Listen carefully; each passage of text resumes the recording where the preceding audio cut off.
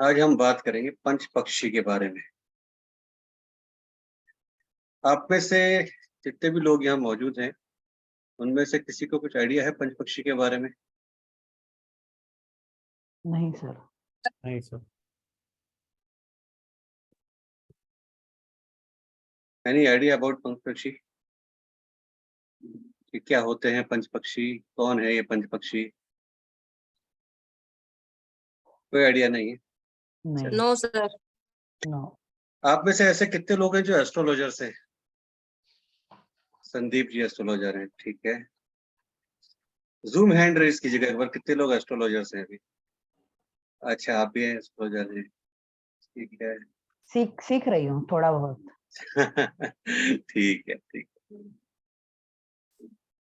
संदीप जी आप ठीक। चलिए मैं स्क्रीन शेयर करता हूँ बिना टाइम खराब किए।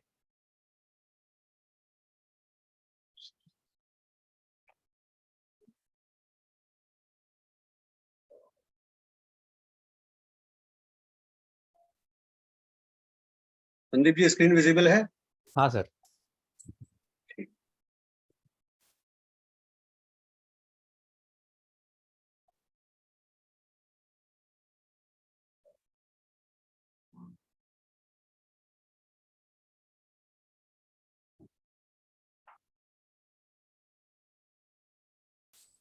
देखिए हमारे जो शास्त्र हैं वो ये मानते हैं कि एक इंसान जो होता है ना, उसमें बहुत सारे गुण मौजूद हैं, बहुत सारी पॉजिटिविटी है, बहुत सारी नेगेटिविटी है।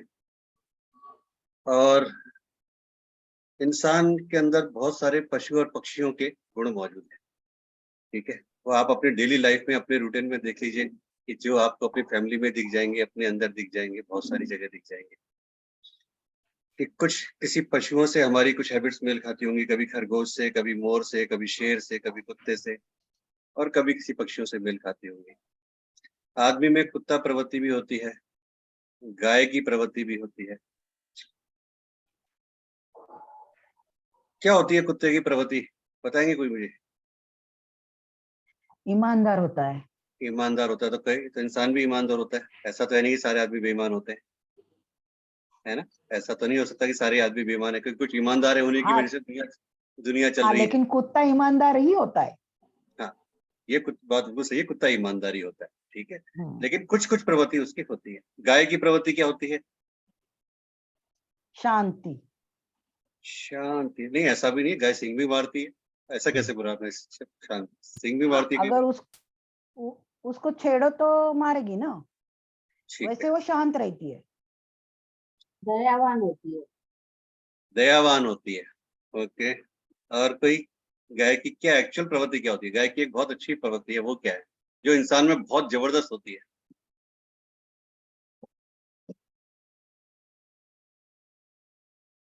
सीमा जी एनी आइडिया? मेहनती है क्या? मेहनती होती है? नहीं। और कुछ?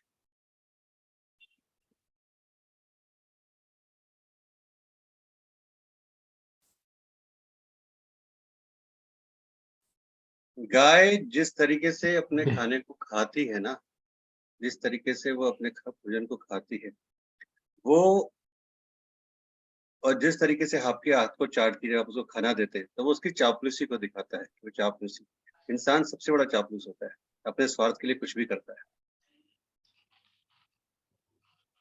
इंसान के अंदर एक शेरपना भी होता है। कई आदमी होते हैं डेयरिंग होते हैं, बहुत डेयरिंग होते हैं। कई आदमी होते हैं बहुत डरपोक होते हैं, छोटी सी मुश्किल आती घबरा जाते हैं।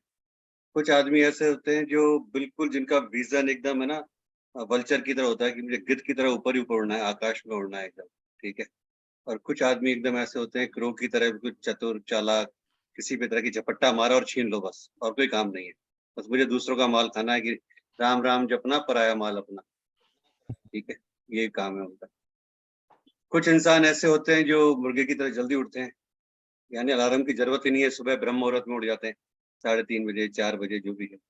और कुछ ऐसे होते हैं, आजकल की स्पेशल, आजकल की पीढ़ी 2000 के बाद की, है ना, वो तो ऐसे हैं कि उल्लू की तरह रात भर जगाते रहो, कुछ भी कराते रहो, ठीक है।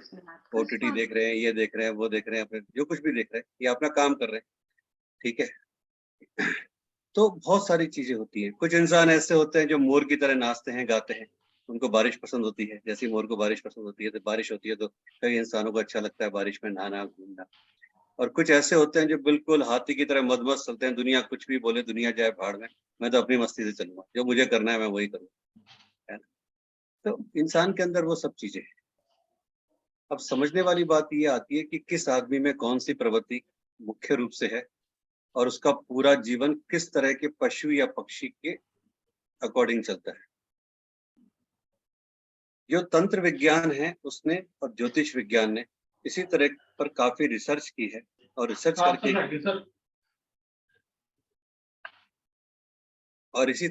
करके उन्होंने ये माना कि इंसान को 5 तरह के पक्षी कंट्रोल करते हैं उसकी पूरी लाइफ को। 5 तरह के पक्षी होते हैं जो इंसान की पूरी लाइफ को कंट्रोल करते हैं, और उसकी एक-एक एक्टिविटी को वो कंट्रोल करके चलते हैं।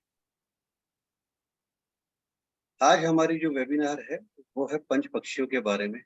ये पंच पक्षी क्या है, किस तरीके से हमारे जीवन पे प्रभाव डालते हैं, और क्या इनका रोल होता है हमारे जीवन पे, हम कैसे इनसे कंट्रोल होते हैं, और सबसे बड़ी बात यह है कि कैसे हम इन पंच पक्षियों से जान सकते हैं कि आने वाला टाइम या जो भी हम काम करने जा रहे हैं वो हमारे लिए पॉजिटिव होगा, नेगेटिव होगा, न्यूट्रल होगा, क्या होगा, वो हम सब पता कर सकते हैं। जैसे हम एक प्रश्न कुंडली बनाते हैं कि एस्ट्रोलॉजर एक प्रश्न कुंडली बनाता है ना, उसी तरह से पंच पक्षी ज्योतिष शास्त्र की एक विद्या है जिसके तर्ज पे हम कुछ काम करते हैं और लोगों की प्रेडिक्शन।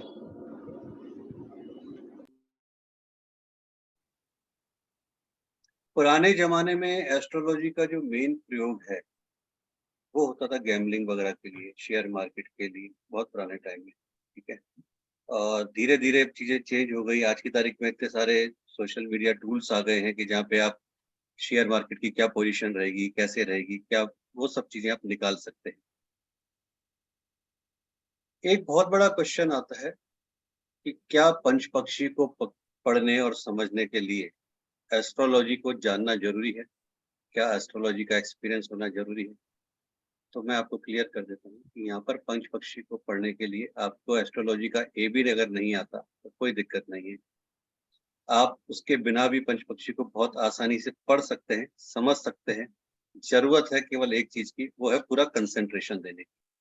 अगर आप पूरे कंसंट्रेशन के साथ इसको समझेंगे तो ये एक ऐसी विद्या है कि जहाँ आप अपने आप को, अपनी फैमिली के लिए, अपनी सोशल लाइफ के लिए, अपने सर्किल के लिए और अपने क्लाइंट्स के लिए बहुत एक्यूरेट प्रेडिक्शन दे सकते हैं, और ये प्रेडिक्शन पूरी एक्यूरेट होती है। मैं पूरी कोशिश करूंगा कि आप लोगों को जो भी हमारा इस कोर्स आ रहा है तो इस कोर्स में पूरा सिखा पाऊँ तरीके से। बाकी आपका काम केवल एक है कंसंट्रेशन देना, पूरा अपना पूरा फोकस करना। उसके बाद हम लोग इस कोर्स को पूरा करेंगे। एक चीज आप सबको पता है कि जो एस्ट्रोलॉजी जानते हैं उनको भी पता है, और बाकी जो एक कॉमन मैन है उनको भी थोड़ा तो आइडिया है इस बारे में कि जब भी हम कभी जन्म लेते हैं तो किसी ना किसी नक्षत्र में जन्म लेते हैं। जब भी कोई इस धरती पर कोई व्यक्ति जन्म लेता है तो वो किसी नक्षत्र में जन्म लेता है, और उसके बाद उसके जन्म के समय एक कुंडली बनाई जाती है संदीप जी, कुंडली। हाँ सर। ठीक है। उसमें कुंडली में कितने भाव होते हैं? 12 भाव होते हैं जिन्हें हम हाउस कहते हैं। ठीक है जी। 12 जोडिएक साइन होते हैं आपके, ठीक है, जिन्हें राशि बोला जाता है। तो पूरा का पूरा ज्योतिष शास्त्र जो आपका है, यानी कि पूरी की पूरी जो आपकी एस्ट्रोलॉजी है, वो किसके ऊपर बेस है? 27 नक्षत्र, 9 ग्रह, 12 भाव और 12 राशि। बस ये ज्योतिष का पूरा बेस है। इसके अलावा ज्योतिष कुछ नहीं है। कहीं भी चल जाइए आप, चाहे आप एस्ट्रोलॉजी में आ जाइए, न्यूमरोलॉजी में आ जाइए, और कहीं चल जाइए, ये चीजें आपको रिपीट होंगी बार बार। 27 नक्षत्र, 9 प्लैनेट्स, 12 जोडियक साइंस, 12 हाउस, इनके ऊपर पूरा आपका ज्योतिष शास्त्र टिका हुआ है। पंच पक्षी में जो सबसे इंपॉर्टेंट चीज काम आने वाली है आपके लिए, वो है आपका जन्म का नक्षत्र, कि आप किस नक्षत्र में पैदा हुए थे। सबसे इंपॉर्टेंट चीज जो काम आएगी वो है आपके जन्म का नक्षत्र। जैसा मैंने आपको बताया कि कोई जरूरी नहीं है कि आपको एस्ट्रोलॉजी की नॉलेज है, नहीं है, बस आपको दिल से सीखना है, समझना है और प्रैक्टिस करनी है, क्योंकि देखिए ऑकल्ट एक ऐसी साइंस है कि यहाँ पे प्रैक्टिस सबसे ज्यादा काम आती है। आप कहीं से भी सीखिए, किसी से भी सीखिए, पर जितना ज्यादा प्रैक्टिस करेंगे उतना ज्यादा चीजें आपके लिए काम आएंगी, उतनी आपकी प्रेडिक्शन एक्यूरेट जाएगी।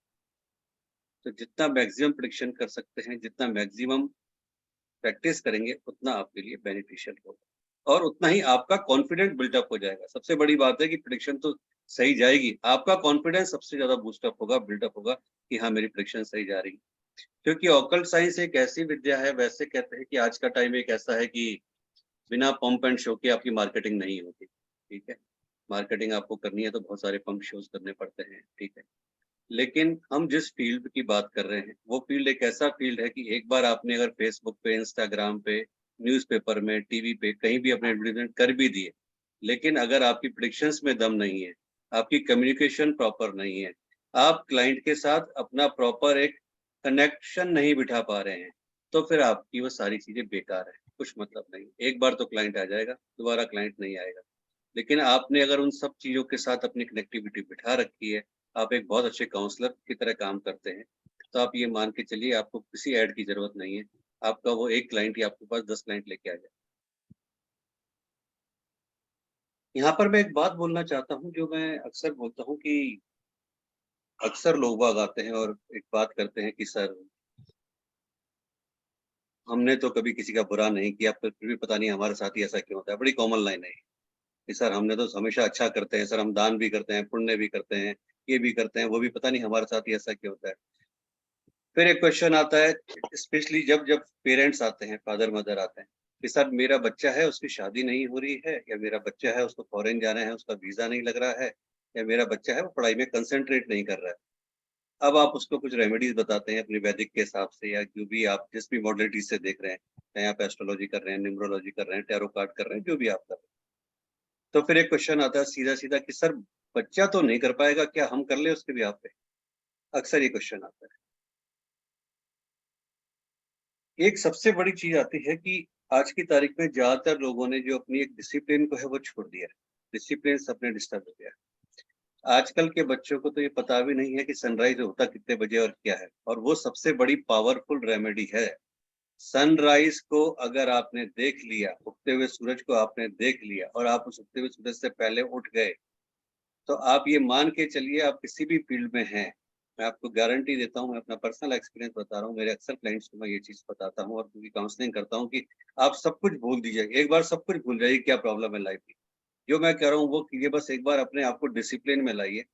पर्टिकुलर 21 दिन मेरे कहने से सनराइज देखिए, केवल 21 डेज मुझे दे दीजिए, सनराइज देखिए और कुछ मत कीजिए, और उस समय पे कुछ जो मैं रिचुअल्स बता रहा हूँ वो रिचुअल्स कीजिए। उसके बाद हम बात करेंगे चीजों ने कितना इफेक्ट डाला या नहीं डाला।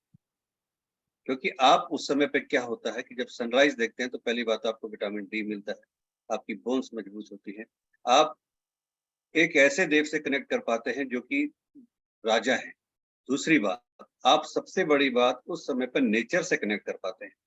जिस जो भी व्यक्ति ऑकल्ट से जुड़ा हुआ है, जब तक वो व्यक्ति नेचर से कनेक्ट नहीं करेगा, अपने आप को सुबह-सुबह चिड़ियाओं की चीं-चीं नहीं सुनेगा, मोर को नहीं सुनेगा, कोयल की आवाज़ नहीं सुनेगा, पेड़-पौधों को नहीं देखेगा, सब कुछ, तो वो उनके इंट्यूशन पावर कभी डेवलप नहीं हो सकते, मान के चलिए।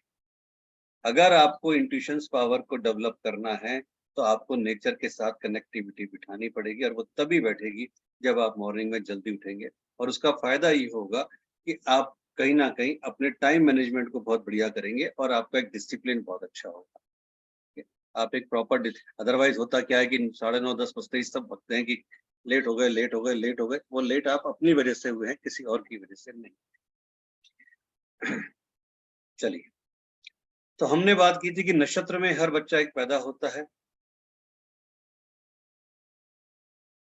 हर नक्षत्र से संबंधित एक पक्षी होता है, और सबसे बड़ी बात हमें एक चीज और देखनी पड़ती है पंच पक्षी में। दो चीज का बहुत इंपॉर्टेंट रोल है, पहला नक्षत्र और दूसरा पक्ष, कि आप कृष्ण पक्ष में पैदा हुए या शुक्ल पक्ष में पैदा हुए। दो पक्ष होते हैं, कृष्ण पक्ष और शुक्ल पक्ष। वो सबसे इंपॉर्टेंट है कि आप किस पक्ष में पैदा हुए और किस नक्षत्र में पैदा हुए। चंद्रमा की कलाओं के ज्यादा या कम होने के अनुसार आपके महीनों को दो पक्षों में बांटा गया है। जिन्हें कृष्ण पक्ष या शुक्ल पक्ष कहते हैं। पूर्णिमा से अमावस्या तक के बीच के दिनों को कृष्ण पक्ष कहा जाता है, और वही इसके रिवर्स अगर हम कर लेते हैं, अमावस्या से पूर्णिमा तक का समय, वो आपका शुक्ल पक्ष कहलाता है। चंद्रमा का बढ़ना और घटना पक्ष कहलाता है। पहले 15 दिन चंद्रमा बढ़ता जाता है और पूर्णिमा के दिन चंद्रमा फुल मून की शेप में होता है, शुक्ल पक्ष। और पूर्णिमा के अगले दिन से चंद्रमा घटना स्टार्ट करता है और अमावस्या पर कोई चंद्रमा नहीं होता, यानी नो मून। इस पक्ष को उजाले की रात या अंधेरी रात भी कहा जाता है। और आप ऑकल्ट में हैं तो इतना जानते हैं कि जब भी हम कोई रेमेडीज बताते हैं अपने क्लाइंट्स को, या हम अपने सोशल सर्कल के लिए कोई रेमेडीज करते हैं, तो हम लोग इम्पोर्टेंस देते हैं कि शुक्ल पक्ष में वो रेमेडीज की जाए और शुक्ल पक्ष में वो रेमेडीज स्टार्ट की जाए। क्योंकि जब आप शुक्ल पक्ष में वो रेमेडीज करते हैं, क्या कहते हैं इसको, बहुत एक नॉर्मल भाषा में बात करें कि उजाले में जो भी आप काम करते हैं वो ज्यादा पावरफुल होता है। तो जब भी आप शुक्ल पक्ष में कोई रेमेडीज देते हैं, वो आपके लिए ज्यादा पावरफुल होती है, ज्यादा काम करती है।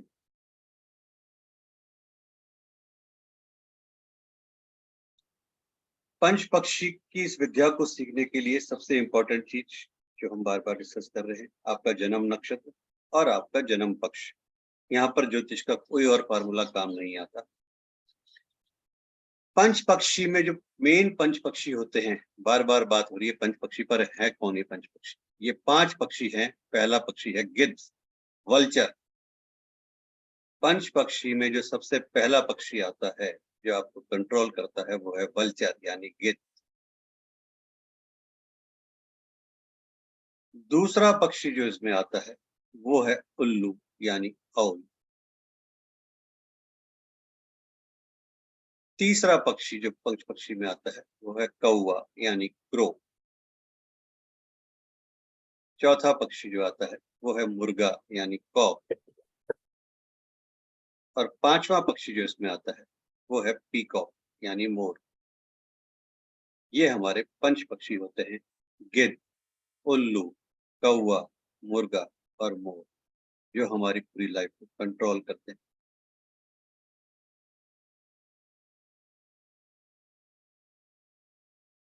जैसा कि हम बात कर रहे हैं कि हर इंसान किसी ना किसी नक्षत्र में पैदा होता है, किसी पक्ष में पैदा होता है, और उसके जन्म नक्षत्र और पक्ष के आधार पर ही नेचर के द्वारा या कहें कि डिवाइन के द्वारा इनमें से कोई एक पक्षी अलॉट किया जाता है हमको, और वो पक्षी हमें रूल करता है, हमारी पूरी लाइफ को वही रूल करता है।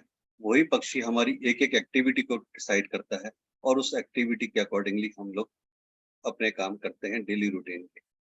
जब हम इस कोर्स को करेंगे तो हम पढ़ेंगे, सीखेंगे, देखेंगे कि कैसे आपकी पूरी लाइफ को वो पक्षी हैंडल करता है, रूल करता है, आपके ऊपर गवर्न करता है, और कैसे आप उस समय पे पहचान पाएंगे कि हाँ, जो कुछ भी मेरा पक्षी है उसके अकॉर्डिंगली मैं आज तक लाइफ में करता आया हूँ, या जो कुछ भी मेरी चीजें हैं उस सब पक्षी की जो भी एक्टिविटीज हैं उसी के अकॉर्डिंगली सारी मेरी लाइफ भी उसी तरह से चल रही है, प्लस माइनस जो भी चल रही है।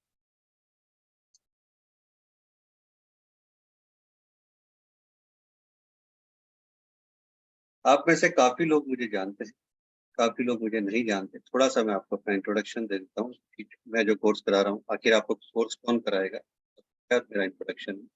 मेरा नाम विकास शर्मा शिवाया है, मैं जयपुर राजस्थान से हूँ।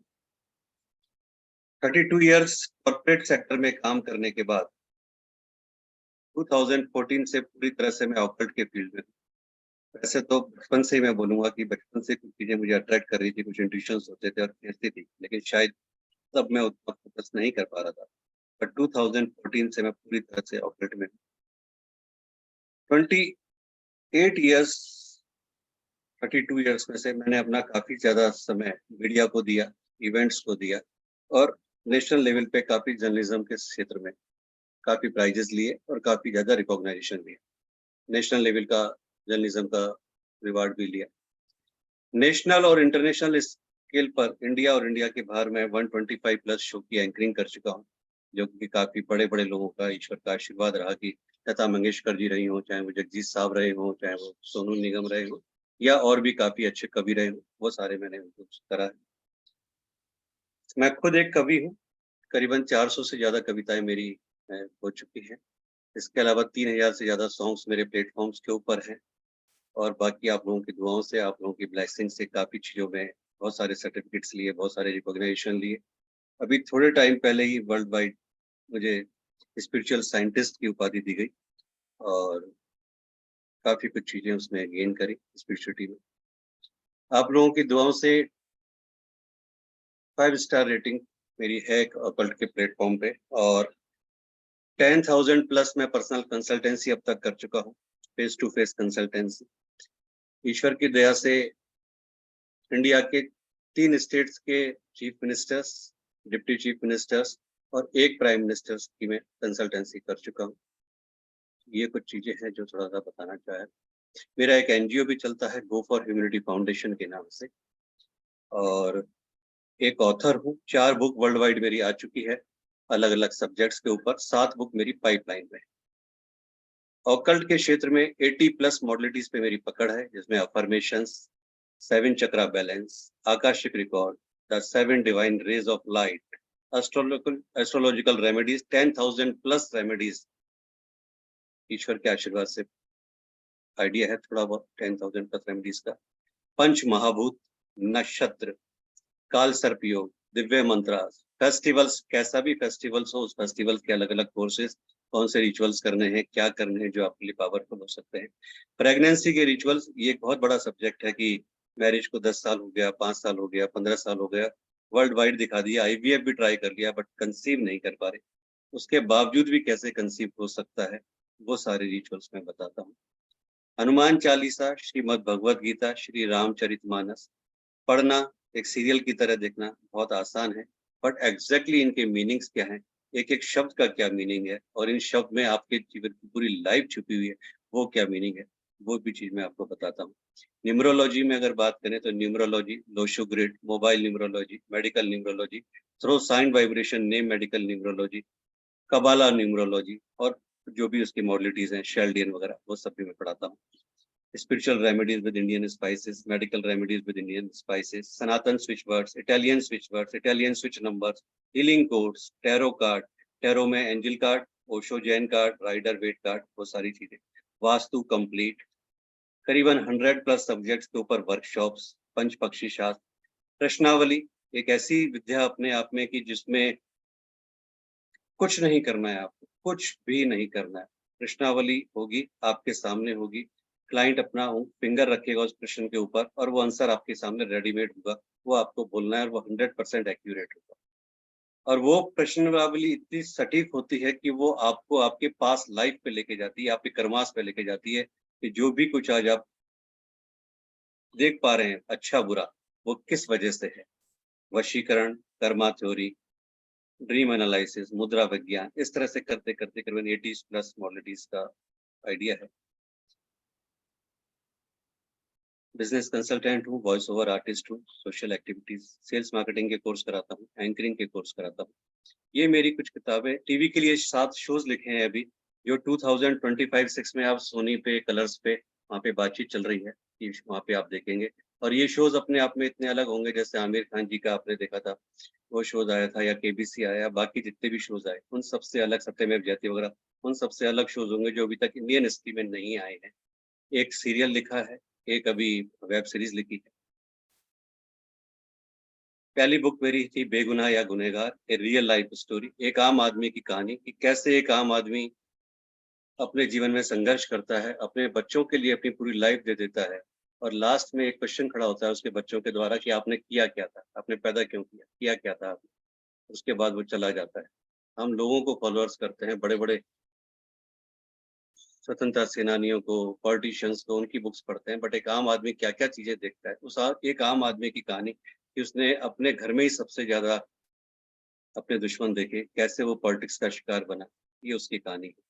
सेकंड बुक है कोरोना के ऊपर, ये वर्ल्ड वाइड मैंने रिसर्च किया और कोरोना में कुछ ऐसा आशीर्वाद मिला कि मुझे मौका मिला बाहर जाने का स्पेशल परमिशन के द्वारा, और क्या क्या लोगों ने दुख देखे, और ऐसा नहीं कि कोरोना में केवल नेगेटिव हुआ, क्या क्या पॉजिटिव चीजें भी हुई, उस पॉजिटिविटी में क्या क्या हुआ कोरोना में, तो वो वर्ल्ड वाइड कुछ पेनफुल चीजें भी हैं, कुछ बहुत अच्छी पॉजिटिव चीजें भी हैं। थर्ड बुक है कि प्रधानमंत्री श्री नरेंद्र मोदी से मैंने 108 क्वेश्चन किए हैं, अनकहे अनसुलझे सवाल, प्रधानमंत्री श्री नरेंद्र मोदी से। पीएमओ में एक लेटर भी डाला हुआ है कि इनसे पर्सनल मीटिंग करके वो आंसर मुझे इनसे डायरेक्ट मिले और वो लाइव हो पूरा। वो क्वेश्चन कुछ इस तरीके के हैं जो एक आम आदमी पूछने की हिम्मत नहीं कर सकता। जस्ट फॉर एग्जांपल कि एक बेन लगा हुआ है कि सब गवर्नमेंट डॉक्टर्स पर्सनली नहीं देख सकते, अपनी क्लिनिक नहीं चला सकते, लेकिन उसके बावजूद देखने में आता है कि एक आम आदमी को अगर किसी स्पेशलिस्ट को या किसी सर्जन को दिखाना है, तो जब तक वो पर्सनली जाके डॉक्टर को नहीं दिखाएगा, तब तक उसको गवर्नमेंट हॉस्पिटल में बेड भी नहीं मिलता, बेचारे को जमीन भी नहीं मिलती। है ना? तो ऐसा क्यों है? क्यों एक आम आदमी किसी छोटी पोस्ट पे आता है और 3 साल में या 5 साल में ऐसा क्या होता है, उसके पास घर, गाड़ी, बंगला, घोड़ा सब कुछ आ जाता है उसके पास। कहाँ से आया? सैलरी तो एक लिमिटेशन है, बाकी सब कहाँ से आता है? एक एमएलए, एक एमपी, एक पार्षद की सैलरी सबको पता है क्या है, गूगल पे सर्च मारिए, सारी सैलरी सामने। उसके बावजूद वो एमएलए, पार्षद ऐसा क्या करता है कि बंगले, कोठी, फार्म हाउस खड़े कर लेता है? कहाँ से आया वो सब? क्या फार्मूला है? तो हमें भी बता दे। ड्रग्स की बात चलती है, बॉलीवुड में ड्रग्स है, पता नहीं कहाँ-कहाँ ड्रग्स है, इतना सारा सुशांत सिंह राजपूत मर्डर केस में हुआ, उसके बावजूद भी रोक नहीं है, क्या है? तो इस तरह के बहुत सारे क्वेश्चन जो बड़े हिट क्वेश्चंस हैं। और एक बहुत बड़े पॉलिटिशियन से, मैं नाम नहीं लूँगा, किसी दूसरे धर्म के, उन्होंने एक चीज़ बोला था उनके ब्रदर ने कि 15 मिनट के लिए पूरे हिंदुस्तान की पुलिस के हाथ रोक दिए जाए तो हम बता देंगे कि हम क्या कर सकते हैं। तो क्या अगर इस तरह का स्टेटमेंट हमारा कोई एमपी, एमएलए किसी दूसरे इस कंट्री में जाके बोलता तो उसका क्या हाल होता? और उसके बावजूद भी वो हमारे देश की सारे एमपी होने के बेनिफिट्स ले रहे हैं, तो क्या ये सही है? तो सारा क्या पिसना या सारा क्या जूझना केवल एक आम आदमी के लिए है? एक बड़ी बात आती है कि government school, government school, government school, लेकिन सारे मिनिस्टर, सारे बॉलीवुड एक्टर, सारे पॉलिटिशियंस अपने बच्चों को फॉरेन पढ़ने के लिए भेजते हैं। तो क्या गवर्नमेंट स्कूल केवल एक आम गरीब आदमी के लिए है? क्यों फिर आप गवर्नमेंट स्कूल की बातें करते हैं? इस तरह के कुछ क्वेश्चंस हैं। फोर्थ बुक जो है वो रावण से राम तक, नेगेटिविटी टू पॉजिटिविटी, कैसे आप एक आपके अंदर के रावण से एक श्री राम बन सकते हैं, नेगेटिविटी को कैसे पॉजिटिविटी में बदल सकते हैं, वो है। 7 किताबें अभी अलग अलग सब्जेक्ट्स के ऊपर लिखी जा रही हैं, जिसमें स्पिरिचुअल भी है और बाकी कुछ सब्जेक्ट्स भी हैं। अगर टाइम पे आएगा जब आपको बताऊंगा। तो ये मेरा छोटा सा एक इंट्रोडक्शन था आप लोगों के सामने, इससे आपको आइडिया लगे कि कौन आपको पढ़ाएंगे।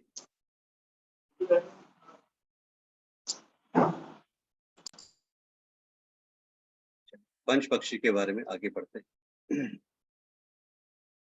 पंच पक्षी आया कहां से और पंच पक्षी है क्या? पंच पक्षी शास्त्र तमिल भाषा में प्राचीन साहित्य पर आधारित शास्त्र है। पंच पक्षी शास्त्र तमिल भाषा में प्राचीन साहित्य पर आधारित शास्त्र है। पंच पक्षी शास्त्र दक्षिण भारत में यानी साउथ इंडिया में, विशेषकर तमिलनाडु में बहुत ज्यादा लोकप्रिय है और इसका उपयोग किसी भी कार्य के शुभ समय को देखने के लिए और जो भी आपके क्वेश्चन है उनके आंसरों को जानने के लिए किया जाता है। जैसे आप एस्ट्रोलॉजी में नवग्रहों की चाल को देखते हैं, न्यूमरोलॉजी में नंबरों को देखते हैं, वैसे ही हम पंच पक्षी शास्त्र में इन 5 पक्षियों का प्रयोग करते हैं, या कहें कि इनके द्वारा हम अपने बारे में या दूसरों के बारे में जानने की कोशिश करते हैं। ये पंच पक्षी हैं हमारे। पंच का मतलब क्या हुआ? बहुत सिंपल मतलब है। पंच का मतलब 5 और पक्षी मीन्स पक्षी, तो 5 पक्षी मतलब पंच पक्षी। पंचपक्षीय प्रणाली वैदिक ज्योतिष की पंचभूत, पंचभूत क्या हो गए? वाटर, फायर, अर्थ, एलिमेंट, स्पेस, प्लस 4 डायरेक्शंस आपकी नॉर्थ, ईस्ट, वेस्ट, साउथ, इनसे रिलेटेड कुछ चीजें हैं जो पंचपक्षी में आती है। तो आपने उसमें कवर कर लिया पूरा एस्ट्रोलॉजिकल पार्ट भी, आपके पंच महाभूत भी, आपके चारों डायरेक्शंस, ये पंचपक्षी कवर करते हैं। यह माना जाता है कि ये 5 पक्षी ही आपकी पूरी लाइफ को कंट्रोल करते हैं, उसके ऊपर रूल करते हैं, आपको गवर्न करते हैं। यह पंच पक्षी आपके सभी कार्यों को प्रभावित करते हैं, आपको नियंत्रित करते हैं। देखिए, एक बात आती है कि समय के अनुसार अपने आप को बदलना नामुमकिन है, ठीक है, लेकिन एक चीज और भी सही है कि समय के अनुसार परिवर्तित होना भी पड़ता है। आज अगर हम बात करें कि अगर किसी से हम कहें कि जी आपको चेंज होना चाहिए, तो वो कहेगा जी मैं तो 60 साल का हो गया, अब क्या चेंज होगा, अब तो सारी जिंदगी निकल गई, थोड़ा सा समय बचा है।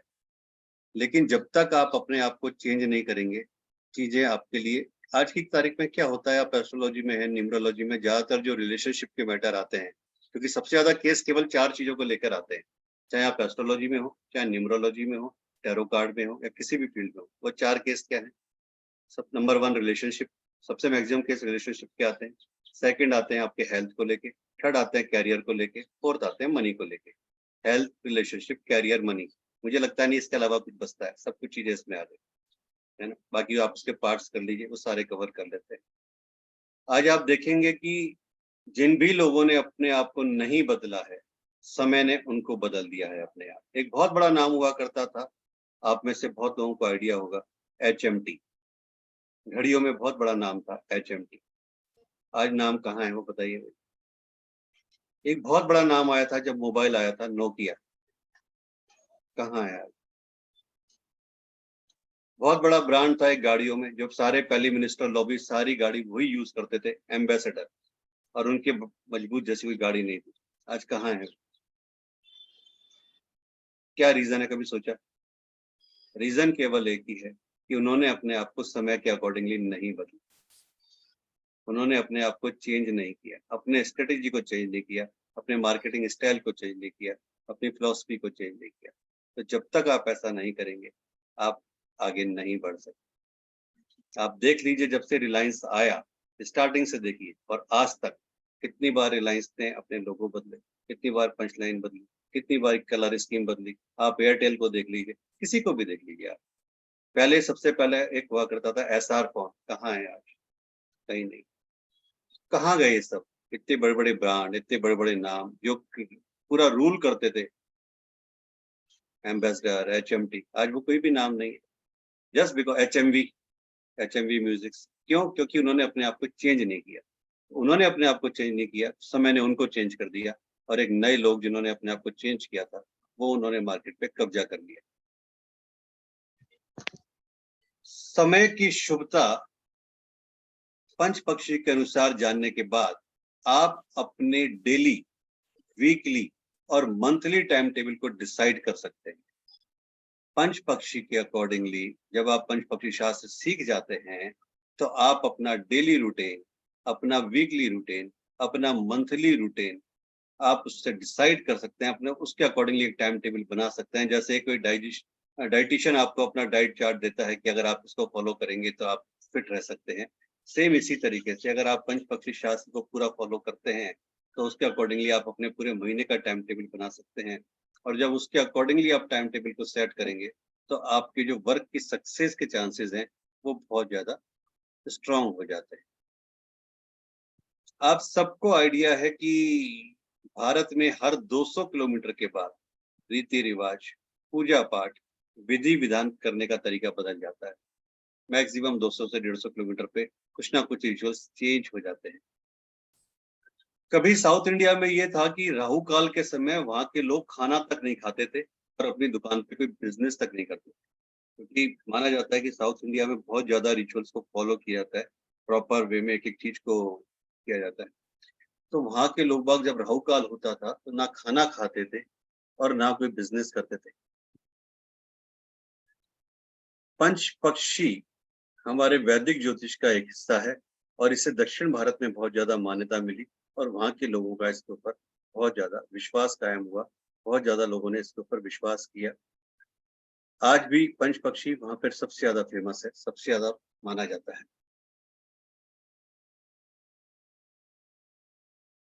एक बात आती है शुभ समय, क्या मीनिंग होता है शुभ समय का? संदीप जी, क्या मीनिंग होता है शुभ समय का?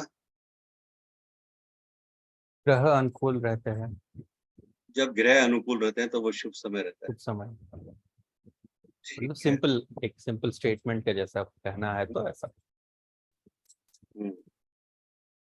अगर ठीक है। इन डिटेल जाना है तो वो जो नेटिव है उनके फेवरेबल प्लैनेट्स ये सब आगे बढ़ते जाते। ठीक है, और कोई बताएंगे कि क्या होता है शुभ समय?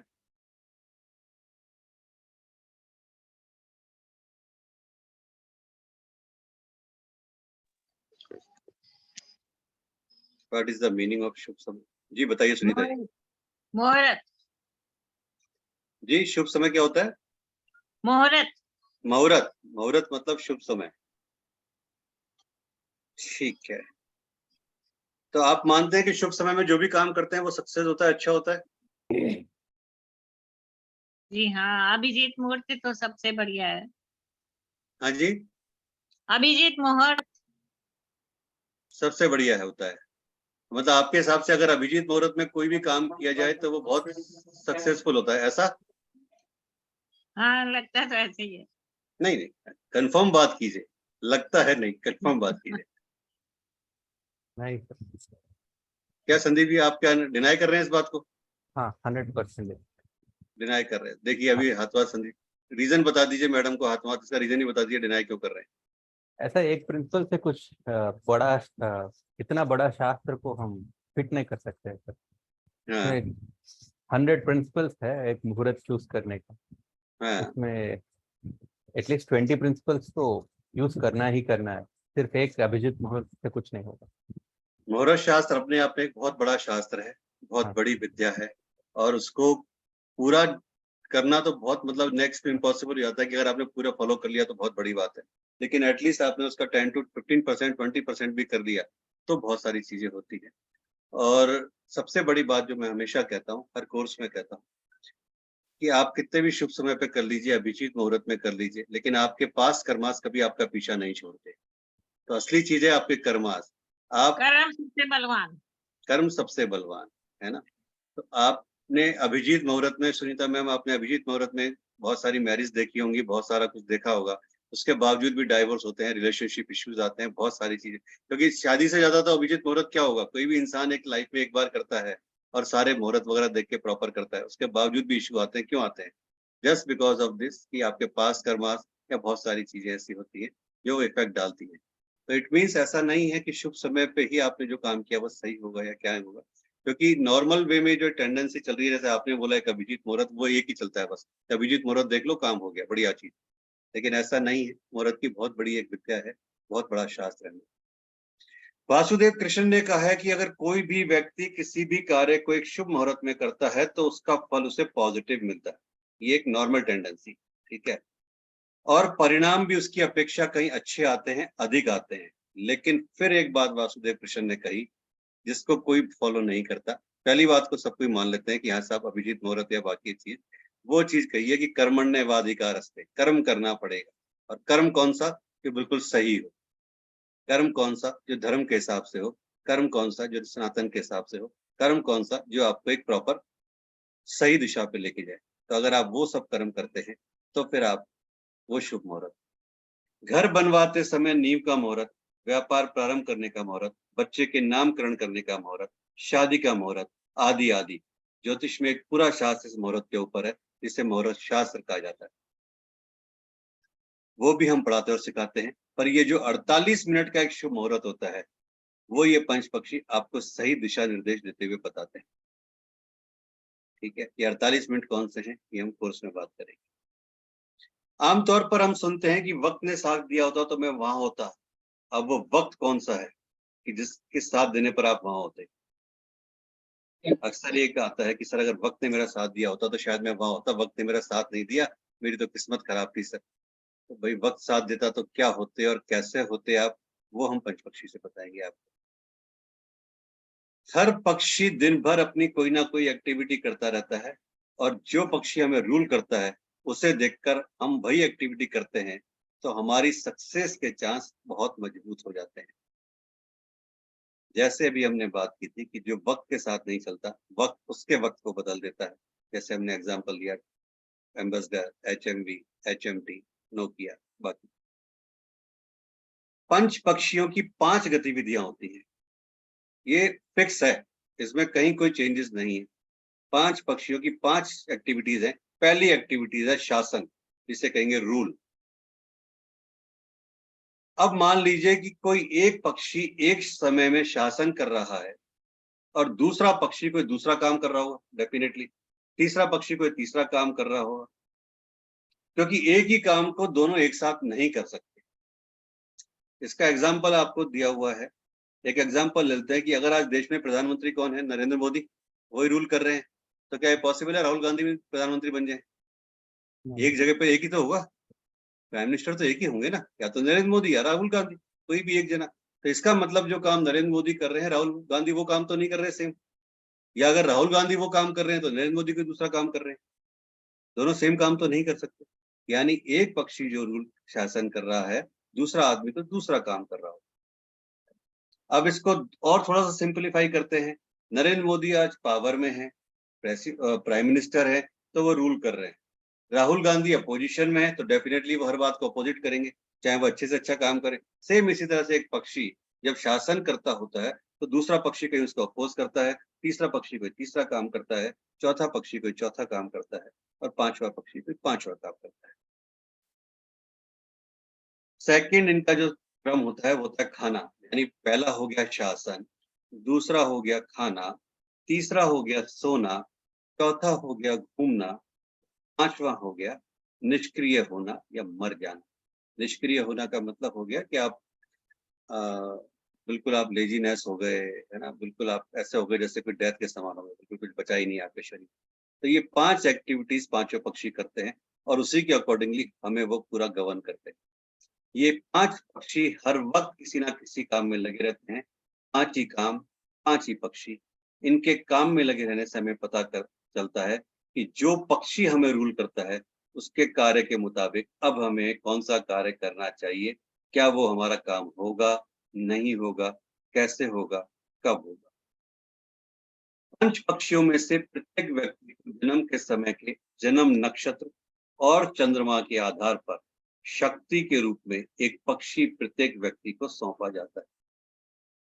5 पक्षियों में से प्रत्येक व्यक्ति को जन्म के समय के जन्म नक्षत्र और उसके चंद्रमा के आधार पर एक पावर के रूप में, एक डिवाइन के रूप में एक पक्षी हर व्यक्ति के लिए अलॉट किया जाता है उस डिवाइन पावर की तरफ से। ये बात तो आप मानते हैं कि प्रत्येक शिशु का जन्म या तो दिन में होगा या रात में होगा, इसके अलावा तो कुछ है ही नहीं। या कृष्ण पक्ष में होगा या शुक्ल पक्ष में होगा, इसके अलावा कोई तीसरा पक्ष नहीं है। और एक निर्धारित डेट पे होगा और एक निर्धारित वार पे होगा। आज हम बात कर रहे हैं 7 अगस्त को, तो 7 अगस्त पे होगा, और आज 7 अगस्त को है मंडे, तो मंडे के दिन होगा, ट्यूसडे के दिन होगा, जो भी डे होगा। इसके अलावा चौथी पांचवी चीज कुछ नहीं है कि दिन या रात, कृष्ण या शुक्ल पक्ष, एक तिथि और एक डेट। ये पक्षी अपने सभी कामों को एक सीरीज में लेते हैं और उसी के अकॉर्डिंगली दिन और रात को वो उस कार्य को करते हैं, संपादित करते हैं। वो शक्ति जो दिन या रात में सबसे पहले प्रभाव डालती है और जो कंटिन्यूएशन चलता है, जो क्रम चलता है, वो चलता है उस सप्ताह के दिन और चंद्रमा के अकॉर्डिंगली। वो शक्ति जो दिन या रात में सबसे पहले अपना प्रभाव डालती है और जो क्रम चलता है, वो चलता है उस सप्ताह के दिन और चंद्रमा के अकॉर्डिंगली। एक निश्चित समय पर आपके पक्षी की गतिविधि और उप पक्षी की, पक्षी के साथ एक उप पक्षी भी आता है असिस्टेंट के रूप में, ये बताती है कि आपका कार्य सफल होगा या नहीं होगा। एक निश्चित समय पर आपके पक्षी की गतिविधि और उप पक्षी की गतिविधि ये बताती है कि आपका कार्य सफल होगा या नहीं होगा। जब भी आप किसी इंपॉर्टेंट वर्क के लिए अपने घर से बाहर जा रहे हैं या किसी भी काम से आप जा रहे हैं, अपने इंटरव्यू के लिए जा रहे हैं, जॉब के लिए जा रहे हैं, रिश्ता देखने जा रहे हैं, प्रॉपर्टी खरीदने जा रहे हैं, कोर्ट केस के लिए जा रहे हैं, हॉस्पिटल जा रहे हैं टेस्ट करवाने के, किसी भी काम के लिए, तो अगर उस समय आपका पक्षी शासन की मुद्रा में है, उस समय अगर आपका पक्षी रूलिंग की मुद्रा में है, उस समय अगर आपका पक्षी आपको गवर्न कर रहा है एज ए बॉस, तो आपके सक्सेस के चांस 100% होते हैं। जब भी आप किसी इंपॉर्टेंट काम के लिए जा रहे हैं और उस समय पर अगर वो पक्षी आपका रूल कर रहा है, जो आपका गवर्निंग पक्षी है, तो आपकी सक्सेस के चांस 100% होते हैं अनडाउटली। इसी प्रकार बाकी के क्रम में सफलता, जो हमने ऊपर एक हायरार्की पढ़ी थी, खाना, घूमना, सोना और निष्क्रिय होना, उसके अकॉर्डिंगली तय होती है।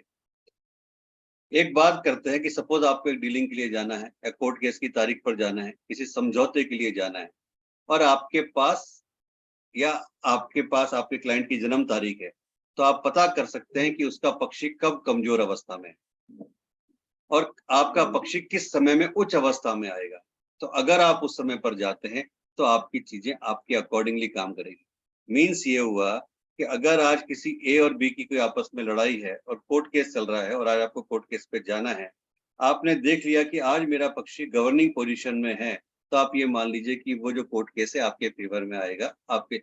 लेकिन अगर वो पक्षी किसी कमजोर अवस्था में है आपकी, वो खाना खा रहा है, घूम रहा है, सो रहा है, निष्क्रिय हो गया, तो 100% मान लीजिए कि कोर्ट केस आपके फेवर में नहीं आएगा। तो उसके अकॉर्डिंगली आप डिसाइड कर सकते हैं कि या तो आप नेक्स्ट डेट लें या जो भी करना है आप उस वे में उसको डिसाइड कर सकते हैं। तो ऑलरेडी आपको पहले से ही पता होता है कि क्या चीज आपका पक्षी क्या आपको इंडिकेशन दे रहा है कि आप किस अवस्था में हैं और क्या चीजें आपके फेवर में आएंगी। कैसे आप अपने टाइम को यूटिलाइज करेंगे, उसका सदुपयोग करेंगे, कैसे उस कार्य को करेंगे जहां पर आपकी सक्सेस 100 नहीं 1000% तय है, ये पंच पक्षी आपको बताते हैं। और सबसे बड़ी बात जो हम पहले भी कर चुके, इन पंच पक्षी के लिए आपको किसी भी तरह की एस्ट्रोलॉजिकल नॉलेज की जरूरत नहीं है। जैसे हमने बात की मुहूर्त शास्त्र की, वहां नक्षत्र, वार, योग और करण के सहयोग से मुहूर्त निकाला जाता है। वहाँ थोड़ा पढ़ना पड़ता है, लेकिन यहाँ ऐसे पढ़ने वाली कोई भी बात नहीं। पंच पक्षी में, मुहूर्त शास्त्र में इन सब चीजों का विशेष ध्यान रखना पड़ता है, जो हमने यहाँ पे बात की है, नक्षत्र, वार, योग और करण। लेकिन पंच पक्षी में ऐसी कोई भी बात नहीं है। आप बहुत इजी तरीके से उन सब चीजों को देख सकते हैं, लेकिन एक चीज आती है, वो है प्रैक्टिस।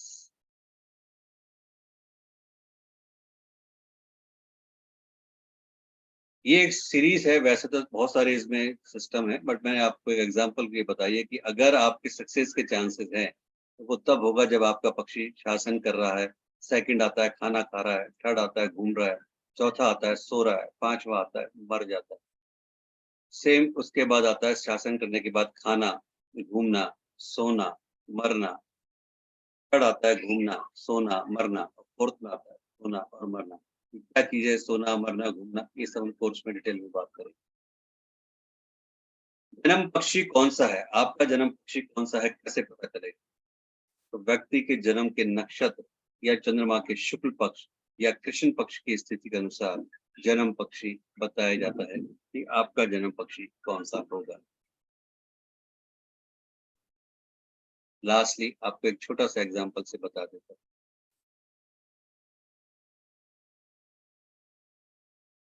आपको इतना पता है कि अश्वनी से लेकर रेवती तक 27 नक्षत्र हैं। इसी प्रकार 27 नक्षत्रों को 5 से 6 नक्षत्रों के 5 भागों में विभाजित किया गया है। वो क्या विभाजन है, क्या डिवाइडेशन है, जो एस्ट्रोलॉजी में है वो जानते हैं, जो नहीं जानते हैं उनको हम कोर्स में बताएंगे। कौन सा पक्षी किस जन्म लेने वाले व्यक्ति का होता है, आपको केवल एक एग्जांपल यहाँ मैं बता रहा हूँ। गिद्ध, अश्वनी, भरणी, कृतिका, रोहिणी और मृगशिरा नक्षत्र में जन्म लेने वाले व्यक्ति गिद्ध पक्षी के प्रभाव में होते हैं। अश्वनी, भरणी, कृतिका, रोहिणी, मृगशिरा नक्षत्र में जन्म लेने वाले व्यक्ति गिद्ध पक्षी के प्रभाव में होते हैं। ऐसे व्यक्ति अपने जन्म के आखिरी चरण तक अपने बचपन को जीते हैं। इट मीन्स उन व्यक्तियों के अंदर कहीं भी एक मासूमियत, एक चाइल्डहुडनेस, एक बच्चा जिंदा रहता है। उनकी एक्टिविटीज है, कहीं ना कहीं वो बच्चों वाली मासूमियत उनके अंदर होती है। बड़े होते हुए भी, यानी 50-60 साल के होते हुए भी वो एक बच्चे की तरह व्यवहार करते हैं, या कहें कि बच्चे के साथ बच्चा बन जाते हैं, बड़ों के साथ बड़ा बन जाते हैं। इन व्यक्तियों से बहुत ज्यादा समझदारी की उम्मीद नहीं की जा सकती, क्योंकि कहीं ना कहीं वो चाइल्डहुड नेचर इनके अंदर हमेशा मौजूद होती है।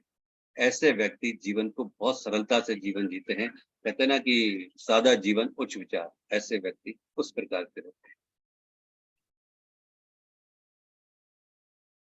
उल्लू, आद्रा, पुनर्वसु, पुष्य, अश्लेषा और मघा नक्षत्रों में जन्म लेने वाले व्यक्ति उल्लू के प्रभाव में होते हैं। आद्रा, पुनर्वसु, पुष्य, अश्लेषा, मघा और नक्षत्र में जन्म लेने वाले व्यक्ति उल्लू के प्रभाव में होते हैं। ये सभी व्यक्ति अत्यधिक आत्मविश्वासी होते हैं, यानी बहुत अच्छा कॉन्फिडेंस इनके अंदर होता है, जिनके कारण इनके जीवन के उद्देश्य भी बड़े होते हैं, इनका विजन भी बड़ा होता है, इनका गोल भी बड़ा होता है। ऐसे लोग बहुत ज्यादा हार्ड वर्कर होते हैं, मेहनत करने में कभी नहीं घबराते। और लेकिन इन व्यक्तियों के साथ एक प्रॉब्लम होती है कि इनका गुस्सा काफी तेज होता है तो इन व्यक्तियों को सक्सेस तब मिलेगी जबकि ये अपने क्रोध पे काबू रख सकते हैं, अपने गुस्से पे काबू रख सकते हैं। तो ये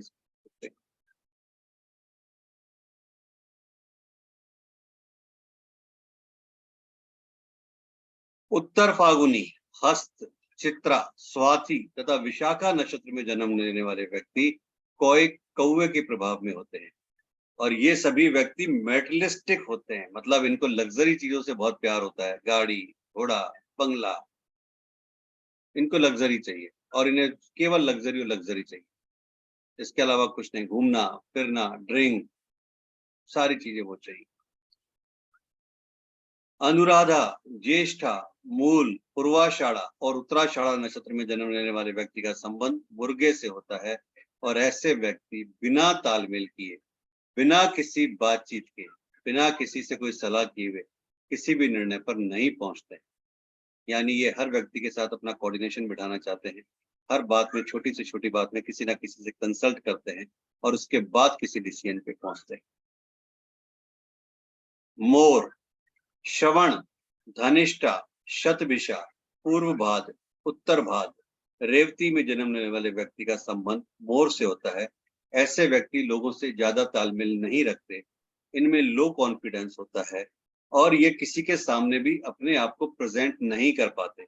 शायपना होता है बहुत ज्यादा, या कहीं ना कहीं हिच होती है, या कहीं ना कहीं एक इनविजिबल फियर होता है इनके अंदर, सामने वाले के सामने बात नहीं रख पाते। जब भी खड़े होते हैं इनके पैर कांपते हैं या कहीं ना कहीं इनके शब्द अटक जाते हैं। और एक चीज होती है कि इनको नेचर के साथ कनेक्टेड रहना बहुत अच्छा होता है, पसंद होता है। तो ये आपके 5 पक्षी थे, बाकी बहुत सारी इसमें डिटेल है जो हम बात करेंगे। हमारा ये 5 दिन का कोर्स होगा जो कि वेडनेसडे से थर्सडे से स्टार्ट हो रहा है। नवीन जी आपको ग्रुप में सारा शेयर कर देंगे। आज के सफर में इतना ही। अगर इससे रिलेटेड किसी का कोई क्वेश्चन है तो आप पूछ सकते हैं, वर्चुअली अपना हैंड रेस करें, आप पूछ सकते हैं। जी सीमा जी पूछिए। सर नमस्ते, मुझे पूछना है कि जैसे आपने बोला है कि हम पक्षी से कहीं जैसे कंपटीशन हुआ या केस रिलेटेड हुआ कुछ देखना है तो हम सिंगल पर्सन का इसमें देख सकते हैं। अगर जी। कोई ग्रुप में जा रहा है, जोड़ियों में जा रहा है कुछ काम के लिए या पार्टनरशिप में कर रहा है, उस केस में भी देख सकते हैं या कैसे? Each and every. अगर आपको सपोज आपको एक बिजनेस स्टार्टअप करना है और आपको लगता है कि मुझे किसी के साथ भी बिजनेस स्टार्टअप, क्या मुझे पार्टनरशिप करनी चाहिए, नहीं करनी चाहिए, क्या वो पार्टनर मेरे साथ लॉयल रहेगा, नहीं रहेगा, कोई बेईमानी तो नहीं करेगा, या किसी भी तरह का, या आप मैरिज को ही ले लीजिए कि क्या मैं अपने बेटे के लिए या किसी के लिए कोई वो कंपेबिलिटी देख रही हूँ, क्या वो लड़का लॉयल रहेगा, क्या मैरिज सक्सेस होगी, नहीं होगी, ऐसा तो नहीं आगे कुछ और होगा, है ना। तो वो सब चीजें आप देख सकते हैं। और दूसरा हम इसको जैसे डेली बेसिस पे अपने लिए या अपनी फैमिली मेंबर्स के लिए देख सकते हैं, राइट? डेली बेसिस पे, वीकली, मंथली, जैसा भी आते हैं वो देख सकते हैं, उसमें कोई दिक्कत नहीं। Okay sir. और ये है कि जैसे हम अगर ये विद्या सीख रहे हैं तो सामने वाले को बिना पूछे या वो अगर हमको नहीं पूछ रहे हैं, हमको उनको पता है उनकी परिस्थिति, तो हम उनसे मतलब उनका जो डिटेल्स लेके हम ऐसे भी देख सकते हैं या हमको उनको बोलना पड़ेगा एज अ नहीं प्रोफेशनल भी? नहीं, ऐसे प्रोफेशनल में वही बात कर रहा हूँ कि एक एग्जांपल लेते हैं कि आपके पास कोई क्लाइंट आया जिनका कोर्ट केस चल रहा है, ठीक है। सपोज एक एग्जांपल है कि आपके क्लाइंट का कोर्ट केस चल रहा है और आज और उन्होंने आपके आके बोला कि मैम मेरी कल तारीख है, क्या मेरे फेवर में जाएगी चीजें, ठीक है। अब उस क्लाइंट को, आपके क्लाइंट को जो सामने अपोजिशन वाला है उसकी डेट ऑफ बर्थ भी पता है, ठीक है। तो आपने उस डेट ऑफ बर्थ के अकॉर्डिंगली ये निकाल लिया कि सामने वाला जो अपोजिशन वाला है उसका पक्षी कौन सा है और वो इस समय किस अवस्था में है। अगर वो कमजोर अवस्था में तो आप बोल सकते हैं कि आराम से जाइए और आपके सक्सेस के पूरे चांसेस हैं। लेकिन अगर वो पावरफुल पोजीशन में और आपके क्लाइंट का वीक पोजीशन में है तो आप बोल सकते हैं कि नहीं, अगर हो सकता है तो कल की तारीख को अवॉइड कीजिए, डेट चेंज कर लीजिए या किसी को बोल के डेट बढ़वा लीजिए, आपके फेवर में चीज नहीं जा रही है, थोड़ा सा टाइम लगेगा। तो किसी भी तरह से आप सामने वाले की, अगर आपको डीओबी पता है तो उस डीओबी के अकॉर्डिंगली आप नक्षत्र निकाल सकते हैं, पक्ष निकाल सकते हैं और फिर उसके बारे में आप पूरा प्रेडिक्ट कर सकते हैं। तो इसके लिए हमको कोई ऐप वगैरह मिलेगा या फिर कैसे? कोई कैप नहीं मिलेगा आपको, जो पूरा 5 to 6 डेज का कोर्स होगा पूरा उसमें सिखाया जाएगा, एक से एक बारीक चीज आपको बताई जाएगी, पूरा पीडीएफ आपके साथ शेयर होगा, पूरी रिकॉर्डिंग आपके साथ शेयर होगी, सारी चीजें आपके साथ शेयर होगी। उसके बावजूद भी आपके पास क्वेश्चन आंसर ग्रुप रहेगा ऑलवेज, तो जब भी अगर कोई डाउट है, कोई भी चीज है तो आप वहाँ पे पूछ सकते हैं। हाँ ओके, पर मैंने जो पूछा ना आपको कि कोई हमको नहीं पूछ रहा है, उस हाँ। केस में भी हम उनका देख सकते हैं क्या, ये मेरा पूछना था। आप देख सकते हैं ना, अगर आपके पास उनकी डिटेल है तो देख सकते हैं आप। डिटेल तो होना चाहिए ना, तभी तो देख पाएंगे, आप कैसे देखेंगे बना उसको। ओके, जैसे मेरे दोनों बच्चे अभी नेक्स्ट वीक कंपटीशन में जा रहे हैं, तो ठीक है। तब मुझे उन दोनों का देखना है, राइट? हाँ, दोनों का अलग अलग देखना पड़ेगा ना, कि हो सकता है दोनों को अलग अलग पक्षी गवर्न कर रहे हो, तो आपको दोनों का देखना पड़ेगा। लेकिन पार्ट तो दोनों टुगेदर कर रहे हैं ना।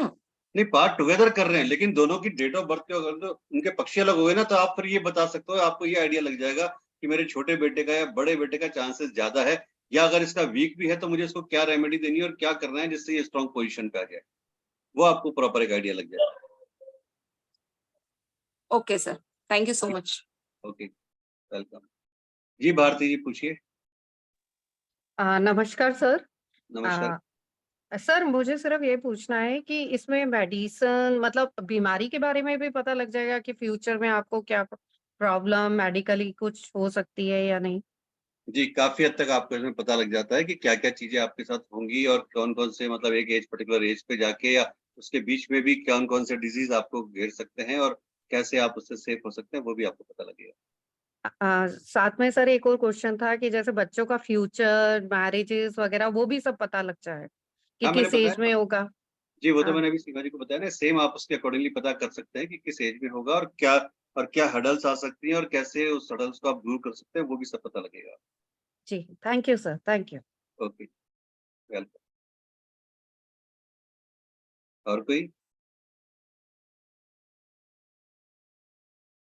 चलिए। सर है? जैसे अभी आपने स्टॉक मार्केट का भी नाम लिया था, तो किसका? उसके लिए भी स्टॉक मार्केट का, हाँ। तो उसमें भी हेल्प होता है?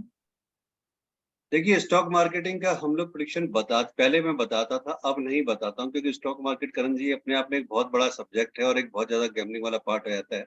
बहुत सारी चीज़ें काम करती हैं, तो नहीं बताते हैं, बट फिर भी अगर कोई स्पेसिफिक कोई चीज़ है तो कुछ थोड़ा-सा एक हिंट ज़रूर देते हैं कि हाँ, आपको इससे ये आइडिया लग जाएगा कि आपके फ़ेवर में जा रहा है कि नहीं जा रहा। बाकी बहुत ज़्यादा डिटेल में नहीं बताते। तो क्या इसका अलग कोर्स है सर, इसका स्टॉक मार्केट का? स्टॉक मार्केट का एक अलग ही टोटल चीज़ है, वहाँ पे हम बात करते हैं। इस वाले पार्ट पे बात नहीं करते हैं, क्योंकि वो एक बहुत ओके, अलग चीज़ सब्जेक्ट हो गया है स्टॉक मार्केट। ठीक है sir, thank you sir. Okay. Thank you very much आप सभी का हेलो आने के सर, लिए। जी, थोड़े क्वेश्चंस है। बोलिए। हेलो, हाँ सर, मैं क्वेश्चन है, अगर कोई नीलेश जी, मिसिंग पर्सन, कैमरा ऑन कीजिए। हाँ एक्चुअली मैं ट्रैफिक में हूँ सर, तो ये अगर कोई मिसिंग पर्सन है, ये पता कर सकते हैं वो काम पे गया है, वापस आएगा नहीं आएगा? कर सकते हैं, ज़रूर कर सकते हैं। कहाँ पर गया है, किस डायरेक्शन में गया है या नहीं है, ये भी है। केवल यही नहीं है कि कहाँ गया है, कैसे गया है, अभी ये भी तो होना चाहिए कि है कि नहीं, अगर मिसिंग है तो वहाँ पे अगर किस है तो पोजीशन। कौन से डायरेक्शन में है, हाँ, मतलब और आपको ये केवल आगे ये पता लगेगा किस डायरेक्शन में है। अगर आप चाहेंगे पर्टिकुलर सिटी, वो थोड़ा-सा टिपिकल हो जाता है, बहुत डिटेल में जाना पड़ता है। बाकी आपको ये पता लग जाएगा कि यस, वो नॉर्थ में है, साउथ में है या किस डायरेक्शन में है और कहाँ पर और है। जैसे क्रिकेट, किसी का कुछ चीज चोरी हो गया है तो पता चल जाएगा, घर लॉस्ट पे आइटम, बाहर है। हाँ, लॉस्ट आइटम पूछ रहे हैं ना लास्ट में, कोई।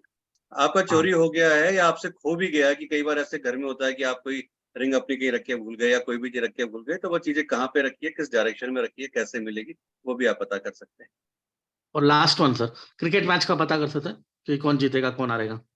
No gambling questions. आ जाइए सर, जो ऐसे जनरल नॉलेज, हर नहीं, किसी को गैम्बलिंग के लिए नहीं, क्यूरियोसिटी भी नहीं, होता है। सॉरी, ये मैं नहीं बता सकता। Okay, thank you very much आप सभी का ज्वाइन करने के लिए। आपने अपना बहुमूल्य कीमती समय दिया। ईश्वर आप सबको मान सम्मान दे, धन दौलत दे, स्वस्थ रखे, निरोगी थैंक यू रखे सर, और थैंक यू सर, आप थैंक सबको यू। अपने ऐसे थैंक यू आशीर्वाद सर, का थैंक रखें। You sir, thank you very much. Sir, thank you very much. Thank you. Thank you. Sir